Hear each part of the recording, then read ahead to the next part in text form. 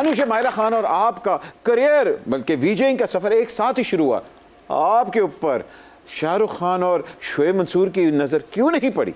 क्योंकि मेरी नज़र उस वक्त शायद आफरीदी और रॉजर फेडरर पे पड़ी हुई थी। सच है वाकई? मुझे तो सिर्फ टेनिस और क्रिकेट ही देखना था, कभी वो उस किस्म की फ़ैन नहीं थी मैं, बॉलीवुड की या एक्टिंग की या ड्रामास की, अनफॉर्चुनेटली। और फॉर्चुनेटली ऑल्सो क्योंकि मेरे कमरे में टीवी नहीं था बहुत अरसे तक। वीजे हो के आपके कमरे में टीवी नहीं था? नहीं था। वीजे हो के मेरे कमरे में टीवी नहीं था, लेकिन म्यूजिक हमेशा था। अनुशे, माहिरा खान, आयशा अमर और उर्वा, इन तीनों ने एक्टिंग में बहुत बड़ा स्कोर किया, लेकिन आपने अपना एक्टिंग में हाथ होला क्यों रखा? पैशन नहीं था। I didn't want to, but now I want to do a horror series. आपकी दुआ कबूल होने वाली है। अभी हमारी बाकी कास्ट आने वाली है, काफी हॉरर है।